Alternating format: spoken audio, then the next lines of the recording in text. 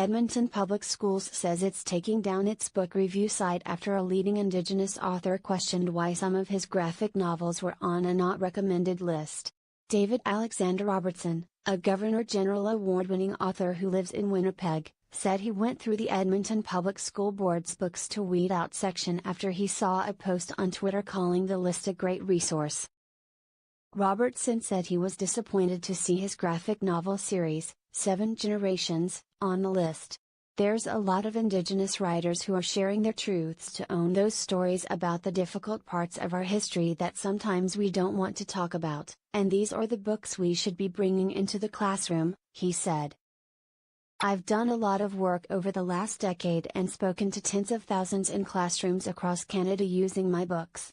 It's pretty troubling to me to see that an entire public school system is not recommending some really valid, important texts, and not just mine, but from other writers as well.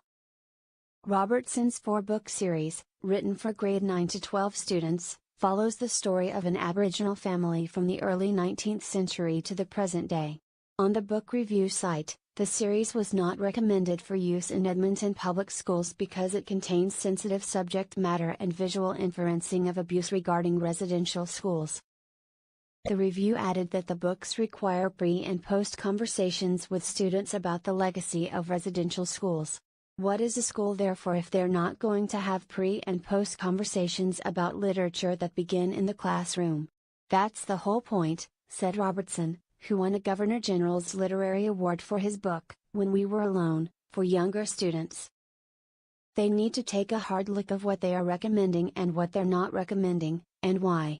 Officials from the Edmonton Public School Board said in an emailed statement late Monday that the site was created to support teachers in selecting resources that reflect diverse First Nations, Métis and Inuit culture as well as identifying literature that may inaccurately portray Indigenous peoples.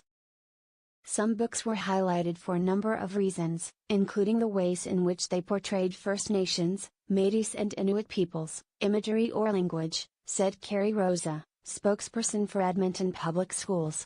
The intention was not to suggest these books be made unavailable, but to help educators make informed decisions around how they could use the resources. Rosa said the language used for the title of the section did not reflect its intent. For this reason and the fact that the site is now several years out of date, we will be taking the site down for review, she said.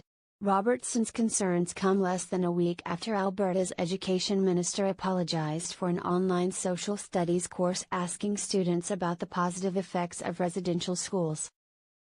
Students were asked, a positive effect of residential schools was?